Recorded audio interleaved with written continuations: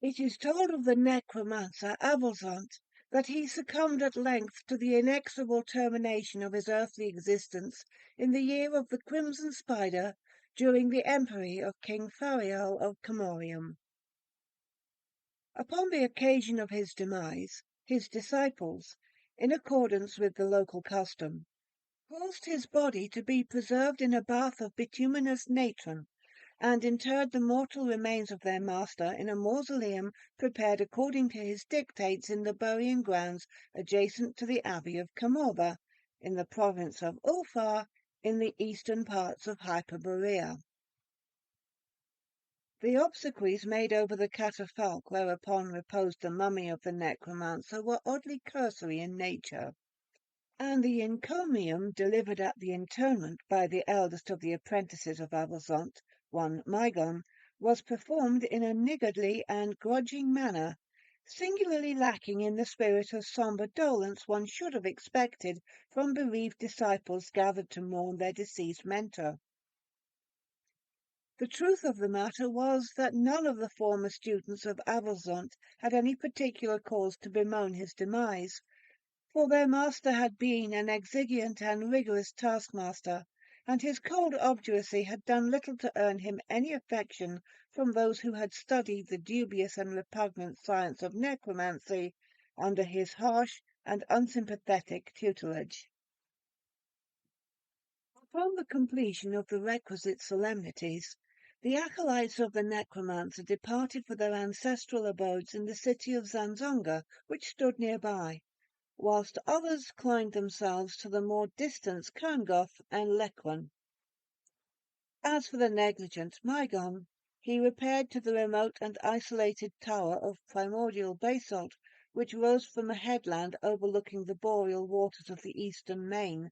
from which they all come for the funeral rites. This tower had formerly been the residence of the deceased necromancer,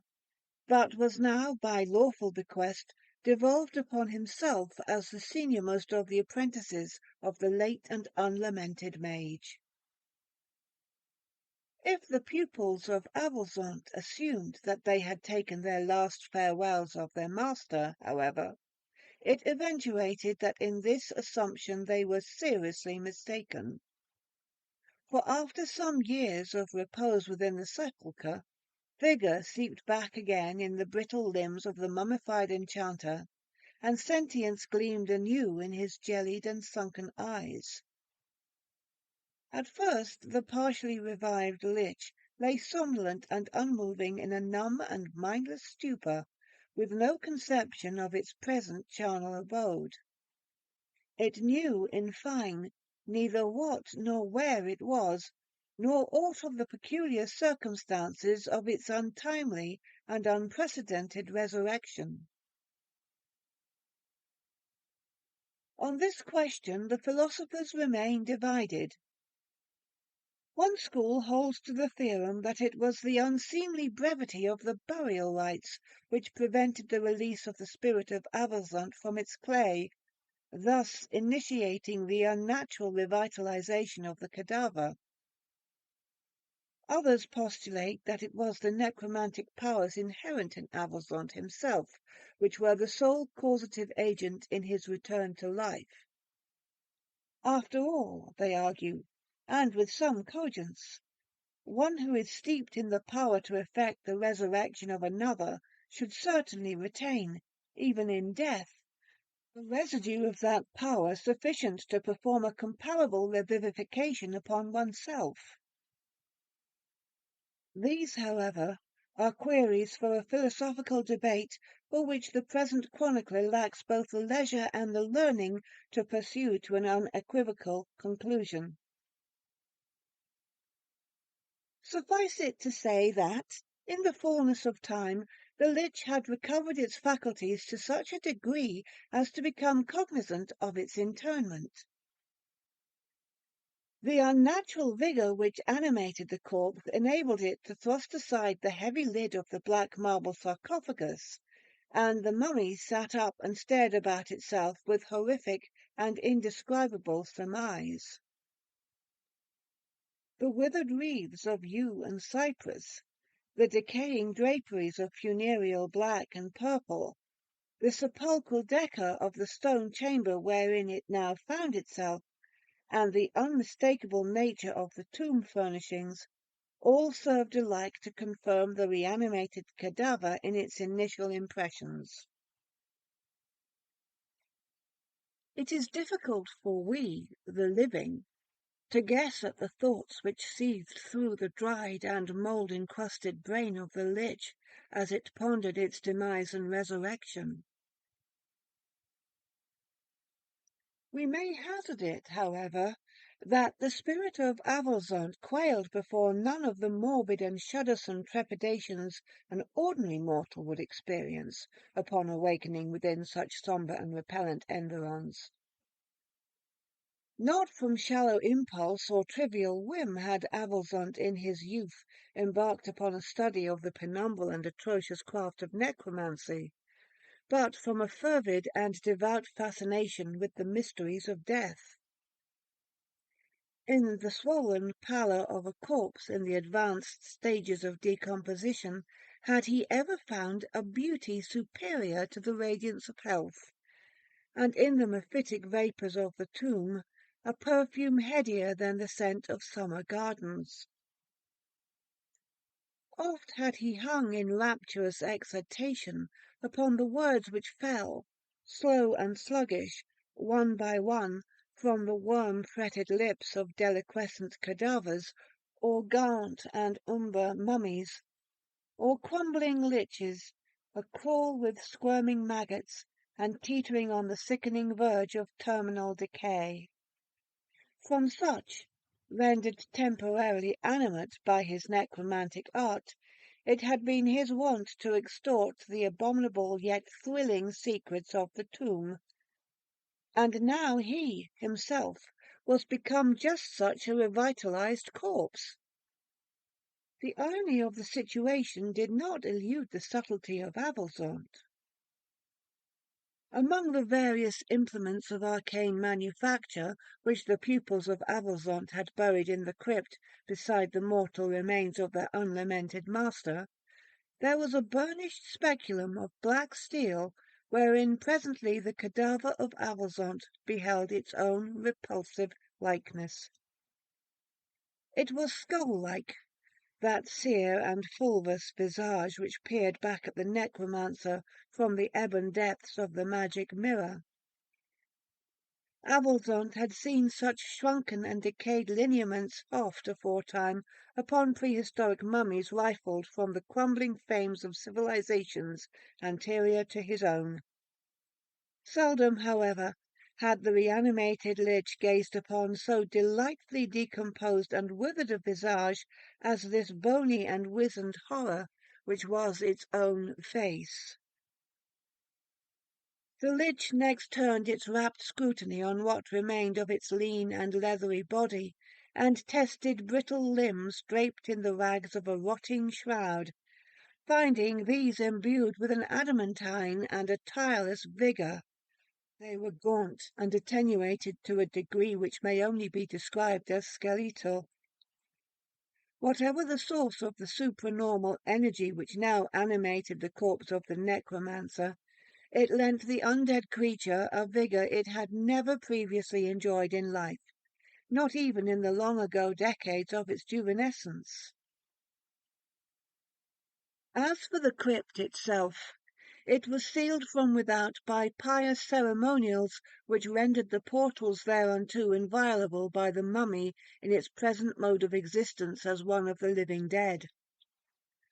Such precautions were customary in the land of Ulfar, which was the abode of many warlocks and enchanters during the era whereof I write,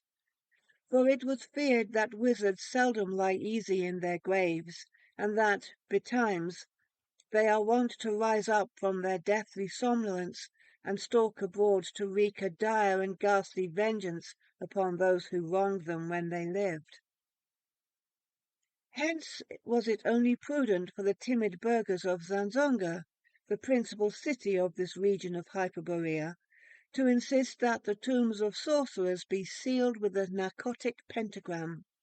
against which such as the risen Avalzont may not trespass without the severest discomfiture. Thus it was that the mummy of the necromancer was pent within the crypt, helpless to emerge therefrom into the outer world. And there for a time it continued to sojourn. But the animated lich was in no wise discommoded by its enforced confinement, for the bizarre and ponderous architecture of the crypt was of its own devisal, and the building thereof Avalzont had himself supervised. Therefore it was that the crypt was spacious and, withal, not lacking in such few and dismal amenities as the reposing chambers of the dead may customarily afford their ghastly inhabitants. Moreover, the living corpse bethought itself of that secret portal every tomb is known to have, behind the which there doubtless was a hidden stair, went down the black, profound, abysmal deeps beneath the earth where vast, malign and potent entities reside. The Old Ones they were called, and among these inimical dwellers in the tenebrous depths there was a certain Niogtha, a dire divinity whom Avalzont had oftentimes celebrated with rites of indescribable obscenity. This Niogtha had for his minions the grisly race of ghouls, those lank and canine-muzzled prowlers among the tombs, and from the favour of Niogtha the necromancer had in other days won ascendancy over the loping hordes. And so the mummy of Avalzont waited patiently within the crypt, knowing that in time all tombs are violated by these shambling predators from the pit, who had been the faithful servants of Avalzont when he lived, and who might still consent to serve him after death. Ere long the cadaver heard the shuffle of leathery feet ascending the secret stair from the unplumbed and gloomy fetor of the abyss, and the fumbling of rotting paws against the hidden portal. And the stale and vitiated air within the vault was, of a sudden, permeated with a disquieting effluvia as of long-sealed graves but newly opened. By these tokens the lich was made aware of the ghoul pack that pawed and whined and snuffled hungrily at the door. And when the portal yawned to admit the gaunt, lean-bellied, shuffling herd, the lich rose up before it, lifting thin arms like withered sticks and clawed hands like the stark talons of monstrous birds. The putrid witch-fires of a ghastly phosphorescence flared up at the command of the necromancer, and the ghoul herd, affrighted, squealed and grovelled before the glare-eyed mummy. At length, having cowed them sufficiently, Avalzont elicited from the leader of the pack, a hound-muzzled thing with dull eyes the hue of rancid pus, a fearful and prodigious oath of thraldom. It was not long thereafter before Avalzont had need of this loping herd of tomb-robbers. For the necromancer in time became aware of an inner lack which greatly tormented it, and which ever remained unassuaged by the supernatural vigour which animated its form. In time this nebulous need resolved itself into a gnawing lack of substance,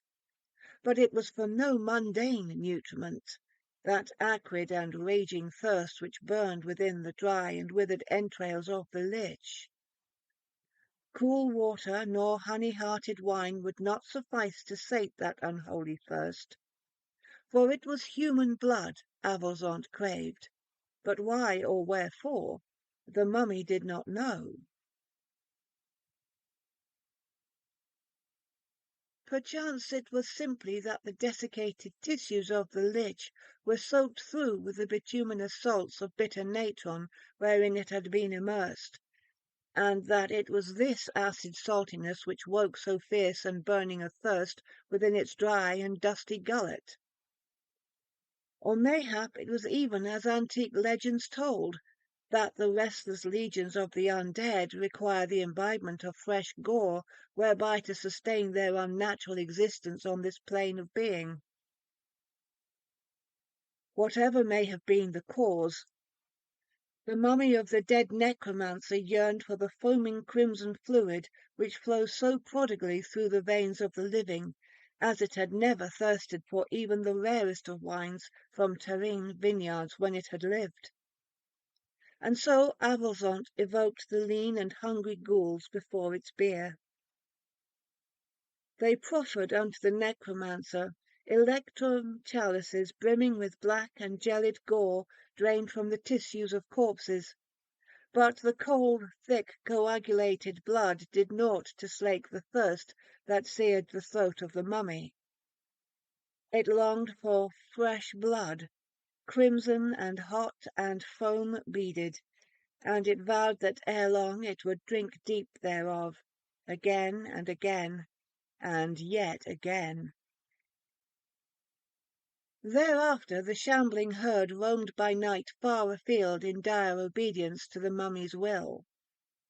And so it came to pass that the former disciples of the necromancer had cause to regret the negligent and over-hasty burial of their unlamented mentor. For it was upon the acolytes of the dead necromancer whom the ghoul horde preyed. And first of all their victims was that unregenerate and niggardly Mygon, who still dwelt in the sea-affronting tower which once had been the domain of the necromancer. When with the diurnal light his servants came to rouse him from his slumbers, they found a blanched and oddly shrunken corpse amidst the disorder of the bedclothes, which were torn and trampled and besmirched with black mire and grave mould. Naught of the nature of the nocturnal visitants to the chamber of the unfortunate Mygon could his horror-stricken servants discern from the fixed staring of his glazed and sightless eyes, but from the drained and empty veins of the corpse, and its preternatural pallor, guessed it that he had fallen victim to some abominable and prowling vampire in the night. Again and again thereafter the ghoul herd went forth by the secret stairs within the crypt of Avulsant,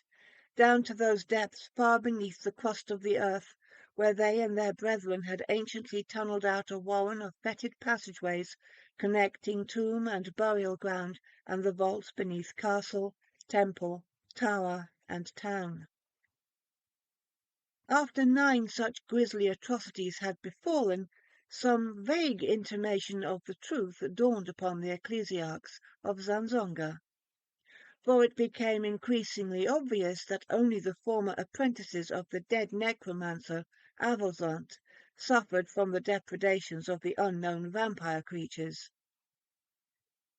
In time the priests of Zanzonga ventured forth to scrutinize the crypt of the deceased enchanter, but found it still sealed, its door of heavy lead intact, and the narcotic pentagram affixed thereto undisturbed and unbroken. The night-prowling monsters who drained their hapless victims dry of blood, whoever or whatever they might prove to be, had naught to do with Avulsant, surely, for the necromancer, they said, slept still within his sealed and shut-in crypt. This pronunciamento given forth, they returned to the temple of Shimba in Zanzonga, pleasantly satisfied with themselves for the swift and thorough fulfilment of their mission. Not one of them so much as suspected, of course, the very existence of the stairs in the crypt, whereby Avulsant and his ghouls emerged in the gloaming to hunt down the unwary, and abominably to feast. And from this vile nocturnal feast the sere and withered mummy lost its aforetime gauntness, and it waxed sleek and plump and swollen, for that it now gorged heavily each night on rich, bubbling gore. And as it is well known to those of the unsqueamish who ponder upon such morbidities, the undead neither digest nor eliminate the foul and loathly sustenance whereon they feed. Ere long the now bloated and corpulent lich had exhausted the list of its former apprentices, for not one remained unvisited by the shamblers from the pit. Then it was that the insatiable Avalzont bethought him of the monks of Camorba, whose abbey lay close by, nigh unto the very burial ground wherein it was supposed he slept in the fetid solitude of his crypt. These monks were of an order which worshipped Shimba, god of the shepherds, and this drowsy, rustic little godling demanded but little of his celebrants, whereof they were an idle, fat, complacent lot much given to the fleshly pleasures. 'Twas said they feasted on the princeliest of viands, drank naught but the richest of vintages, and dined hugely on the juiciest and most succulent haunches of rare, dripping meat. By reason thereof they were rosy and rotund, and brimming with hot blood. At the thought of the fat, bubbling fluid that went rivering through their soft, lusty flesh, the undead necromancer grew faint and famished, and he vowed that very night to lead his loping tomb-hounds against the abbey of Camorba.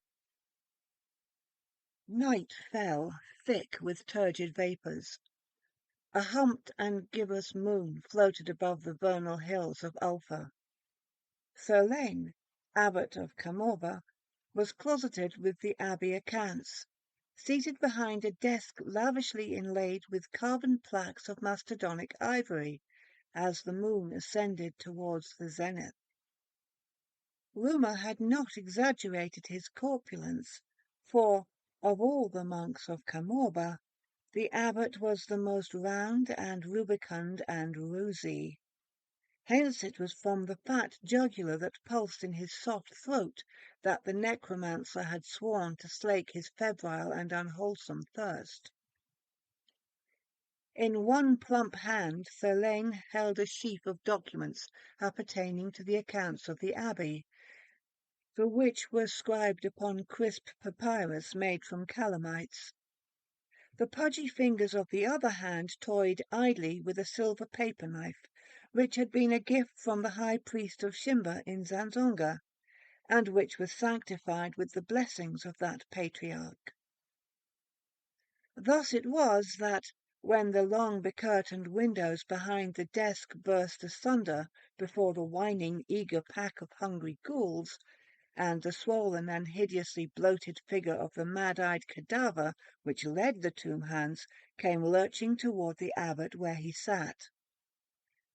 Thurlane, shrieking with panic fear, blindly and impulsively thrust that small, blunt silver knife into the distended paunch of the lumbering corpse as it flung itself upon him. What occurred in sequel to that instinctive and ordinarily ineffectual blow is still a matter of theological debate among the ecclesiarchs of Zanzonga, who no longer sleep so smugly in their beds. For the bloated and swollen paunch of the walking corpse burst open like an immense and rotten fruit, spewing forth such stupendous quantities of black and putrid blood that the silken robes of the abbot were drenched in an instant. In sooth, so voluminous was the deluge of cold coagulated gore that the thick carpets were saturated with stinking fluids, which sprayed and squirted in all directions as the stricken cadaver staggered about in its throes. The vile liquid splashed hither and yon in such floods that even the damask wall coverings were saturated, and, in no time at all, the entire chamber was awash with putrescent gore to such an extent that the very floor was become a lake of foulness. The liquescent vileness poured out into the hallways and the corridors beyond, when at length the other monks, roused by the shriekings of their horror-smitten abbot, rose from cot and pallet and came bursting in to behold the ghastly abbatial chamber floating in a lake of noisome slime, and Thurlane himself, crouched pale and gibbering atop his ivory desk, pointing one palsied hand at the thin and lean and leathery rind of dried and desiccated flesh that was all which remained of Avozant the necromancer. Once the vile fluids his mummy retained had burst forth in a grisly deluge, and drained him dry. This horrendous episode was hushed up, and only distorted rumours of the nightmare ever leaked beyond the abbey walls. But the burghers of Zanzonga marvelled for a season over the swift and inexplicable resignation from his fat and cosy sinecure, the complacent and pleasure-loving Thurlane,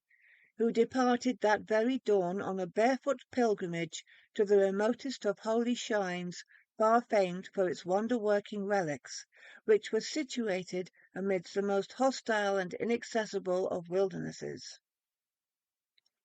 Thereafter the chastened abbot entered a dour monastic order of stern flagellants, famed for their strict adherence to a grim code of the utmost severity, wherein the all but hysteric austerities of the zealous Thurlane, together with his over-rigorous chastisements of the flesh, made him an object of amazement and wonder among even the harshest and most obdurate of his brethren. No longer plump and soft and self-indulgent, he grew lean and sallow from a bleak diet of mouldy crusts and stale water, and died not long thereafter in the odour of sanctity, and was promptly declared venerable and beatific by the Grand Patriarch of Comorium, and his relics now command excessive prices from the dealers in such ecclesiastical memorabilia. As for the remains of the necromancer, they were burnt on the hearth of the abbey at Comorba, and were reduced to a pinch of bitter ash, which was hastily scattered to the winds. And it is said of the spirit of the unfortunate Avolzont, that at last it found rest in whatever far and fabulous bourne is the final haven of perturbed and restless spirits.